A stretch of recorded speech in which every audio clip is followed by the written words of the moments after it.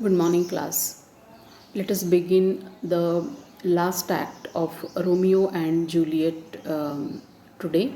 So, this is the fifth act and the first scene of that act. For this, the place changes now.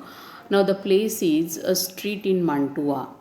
We know that Romeo, after killing Tybalt, has been banished by the Prince of Verona as a kind of punishment, and he is banished from Verona. So he is staying there in Mantua.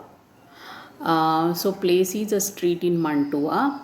The time is Wednesday morning, the same morning or the same day that continues in the last scene of the last act, that is the fourth act.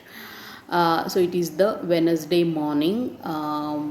Juliet is dead early morning, and the characters who appear during this scene are, of course, Romeo, Balthazar, who is Romeo's servant from Verona, and he has come there from Verona with the sad news of Juliet's death that morning. And the third important, minor but very important character in this scene is that of the apothecary. Apothecary are the persons who sell medicines, who sell drugs, who also can prepare the drugs or the medicines. So it's a kind of chemist. These days we call them chemists or pharmacists. So it is like that, apothecary.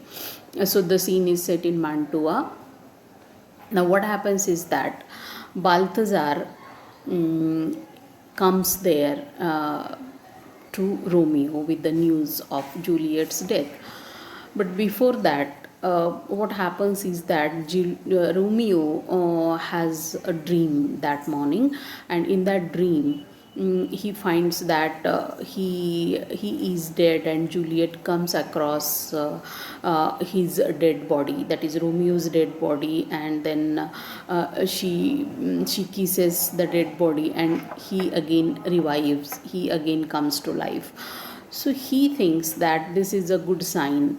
But actually it is the premonition of Juliet's death. It's a kind of telepathy that Romeo anyhow senses, though unknowingly, unconsciously, he has sensed Juliet's death early that morning. So after this strange dream, he comes across Balthazar, and Balthazar tells him that Juliet is dead and her body is kept in the crypt, the ancestral vault of the Capulet family in the churchyard.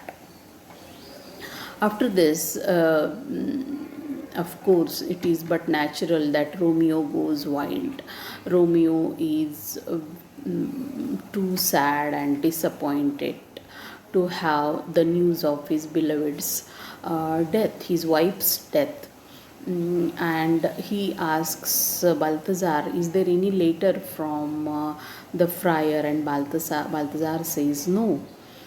After which Romeo orders Balthazar, he says, give me a paper and some ink, I have to write a letter.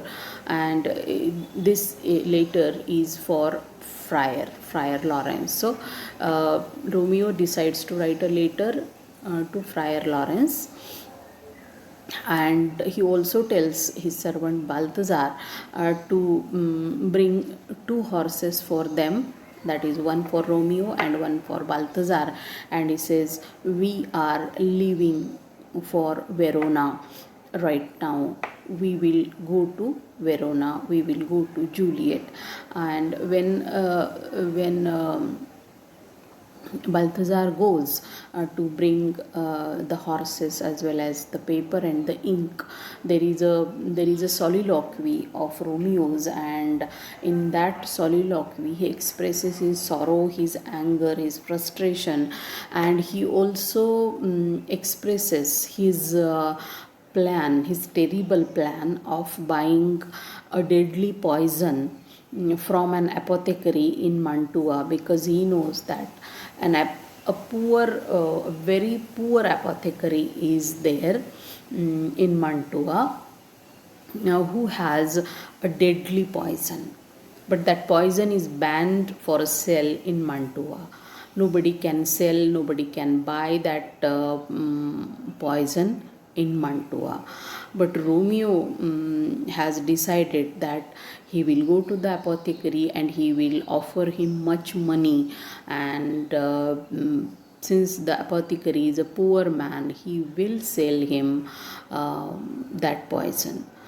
And he also expresses his wish, or his immediate plan, his decision to go to Verona, to go to Juliet's dead body kept in the vault of the church there, and to drink the deadly poison by the side of her dead body, and to die with her.